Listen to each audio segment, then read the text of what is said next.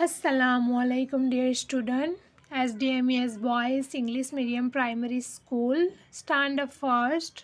Chapter number third. Subject English.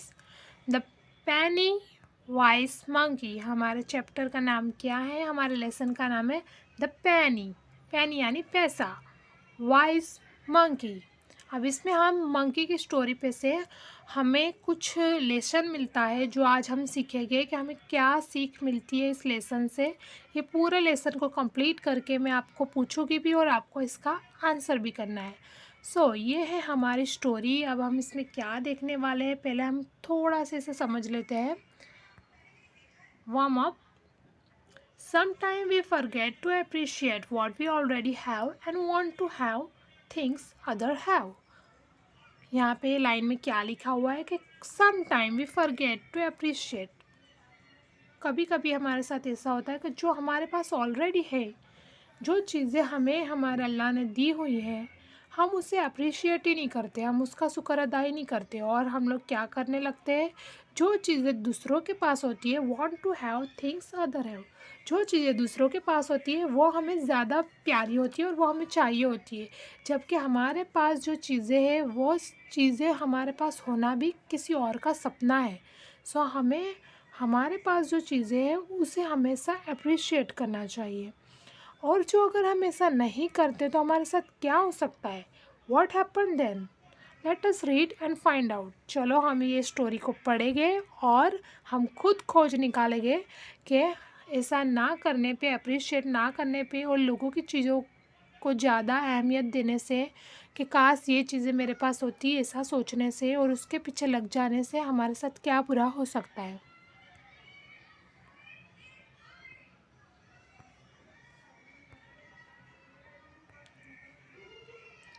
Once upon a time there lived a king. एक बार क्या होता है, एक किंग होता है और he was very rich. वो बहुत ज़्यादा अमीर होता है. he was very rich but was never happy. वो इतना ज़्यादा अमीर होने के बाद भी कभी खुश नहीं रहता. He always wanted to have more money. उसकी हमेशा से क्या ख्वाहिश थी कि मेरे पास ज़्यादा से ज़्यादा पैसा हो.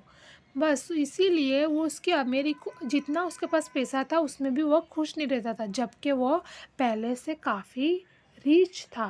फिर भी उसके बाद भी उसे बहुत ज़्यादा मनी चाहिए रहती थी. So he set out one day to conquer a country. तो वो एक बार क्या करता है, अदर्स कंट्री को जीतने के लिए निकल पड़ता है. कॉन्कर यानी डिफीट, जीतना. तो वो अदर्स कंट्री को जीतने के लिए निकल पड़ता है. वो चाहता है कि मैं ज़्यादा से ज़्यादा कंट्री को डिफीट करूँ और मेरे पास और ज़्यादा पैसा आ जाए. इसलिए वो हमेशा यही सोच के अनहैप्पी रहता था. After walking the whole day, जब वो अपनी आर्मी को लेकर निकल जाता है तो पूरे दिन चलने के बाद the tired king and his soldiers stop to take some rest. वो जो किंग होता है वो और उसके जो सोल्जर्स हैं वो एक जगह रेस्ट करने के लिए यानी आराम करने के लिए निकलते हैं, यानी वो वहाँ पे आराम करने के लिए रुक जाते हैं. अब क्या होता है, देखो यहाँ पे किंग, उसके सोल्जर्स आराम कर रहे हैं, यहाँ पे एक मंकी बैठा हुआ है. अब आगे की स्टोरी में क्या है अब हमें पता चलेगा. The horses were hungry. अब इतना ज़्यादा चलने के बाद किंग और सोल्जर्स तो टायर्ड हो ही गए हैं, बट जो हॉर्सेस हैं उनके साथ वो भी चल रहे थे तो वो क्या हो जाते हैं, हंग्री. हंग्री यानी उन्हें भूख लगती है. HUNGRY hungry. So the soldiers fed them some peas. तो सोल्जर्स उन्हें क्या खिलाते हैं, पीस खिलाते हैं. A greedy monkey. ग्रीडी यानी जो हमेशा से कुछ ना कुछ ज़्यादा ना ज़्यादा चाहते होते, जिसे अपने बोलते लालची, वैसे अ ग्रीडी मंकी जो था वो देखो उनको वहाँ पे से बैठकर देख रहा है. A greedy monkey watching from a near by tree jump down. अब वो उनको देख रहा है कि देखो ये किस तरीके से सोल्जर्स उन्हें खिला रहे हैं, तो वो देखकर क्या करता है, जंप डाउन यानी नीचे आ जाता है. ग्रैब. ग्रैब यानी पकड़ना, पकड़ लेता, हाथ भर के, हैंडफुल, हैंडफुल यानी पूरा हाथ भर के क्या ले लेता है वो, piece, and climb back to the tree. वो हाथ भर के क्या पकड़ लेता है, पीस को पकड़ लेता है और वो वापस से अपने ट्री के ऊपर जाकर बैठ जाता है। अब क्या होता है आगे हम स्टोरी में देखेंगे।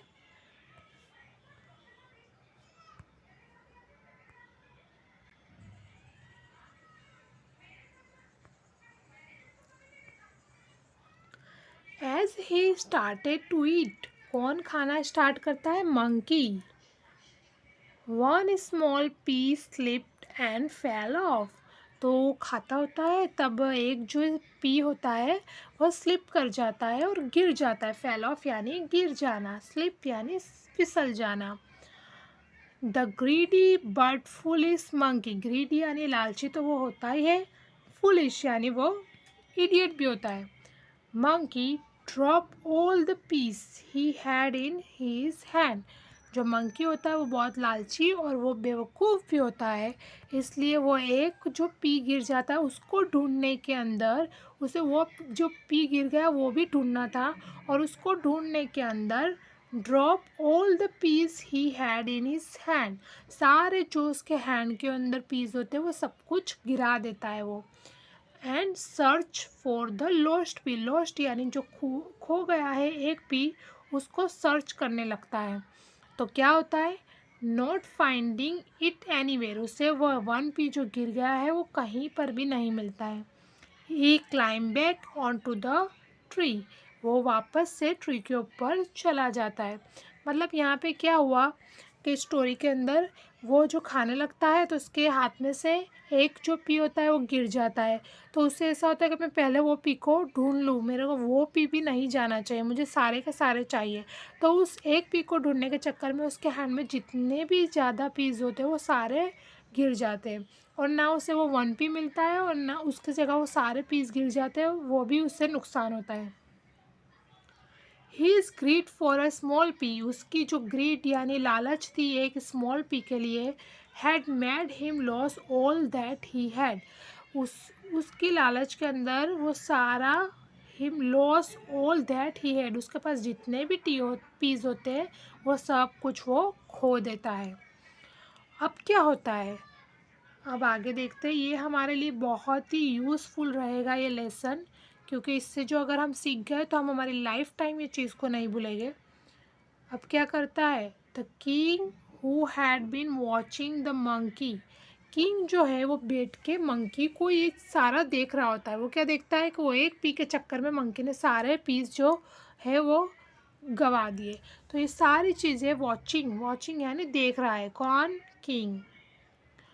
एंड उसको रियलाइज़ होता है, क्या रियलाइज़ होता है किंग को, and realize that his own greed for more money may leave him with nothing one day.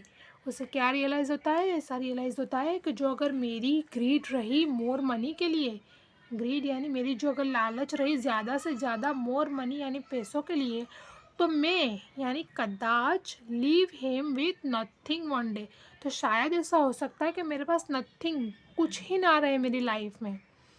तो वो क्या डिसाइड करता है, he decided not to be greedy any more, वो बोलता है कि अब मुझे ज़्यादा लालच नहीं करनी चाहिए, but go back to his own country, और मुझे मेरी मेरी जो कंट्री है वहाँ पे वापस जाना चाहिए, and enjoy what he had, और मेरे पास जो है अभी फ़िलहाल उसको एन्जॉय करना चाहिए।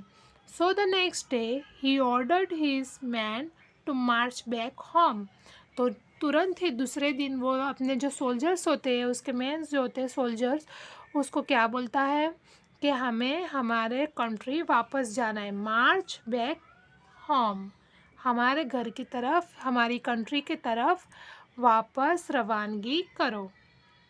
स्लीप का मतलब होता है लॉस्ट होल्ड, यानी जो हमारा होल्ड है वो गवा देना। फुलिश यानी अनवाइज। सर्च यानी look for. March two walk steadily.